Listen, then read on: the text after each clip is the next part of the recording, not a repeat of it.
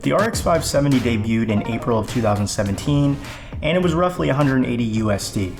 It quickly became one of the more popular cards for Bitcoin miners, and because of such, values kind of went through the roof. Fortunately for gamers or for people that are more focused on performance and content creation for their PC are in luck because the Bitcoin mining bubble has kind of burst and it's really allowed most tech prices and graphics card prices specifically to drop quite a bit. In this video, all I want to do is let you know if this card is still a good buy in 2020 and a year or two to come potentially. First, I will give you all of the specs of the card and let you know what that means in terms of performance theoretically, and then I will go ahead and show you some benchmarks with some games that I tend to play on the regular like Call of Duty Modern Warfare, Counter-Strike Go, and some others as well. The Radeon RX 570 comes clocked at 1300 MHz, and this particular configuration comes with 4 GB of RAM, which is clocked at 1750 MHz. Now, of course, it utilizes DirectX 12 and can utilize the ever-popular Vulkan, and it comes with AMD FreeSync technology, which essentially helps to reduce artifacts and screen tearing, and it's really useful and actually works very well. Now let's take a look at the benchmarks and see how it performs.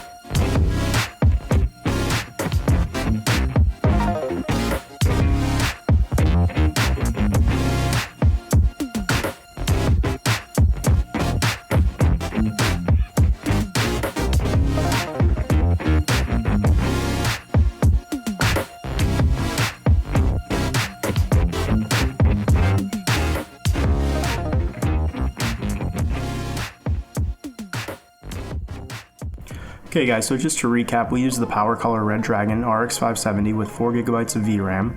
This can be purchased new on Amazon for 180 USD. If you look further, XFX offers a 4 GB version of this card for as low as $130 new. Links for both of those are in the description, but keep in mind that if you're comfortable buying a used card, these can be found on eBay for as low as $100 quite frequently. So now going into the actual performance, starting with Call of Duty Modern Warfare, we got an average frame rate of 101 frames per second in campaign mode on high settings. Forza 4 gave us about 91 frames per second on high settings.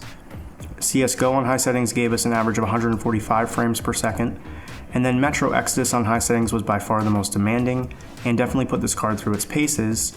It averaged 73 frames per second, which is pretty good, to be honest. So for the cost per frame analysis, we're going off the power color at 180 USD. For that, with Call of Duty Modern Warfare, it comes out to about $1.8 as a cost per frame. Forza 4, it comes out to $2. CSGO, it comes out to $1.2. And then Metro Exodus, it comes out to $2.5.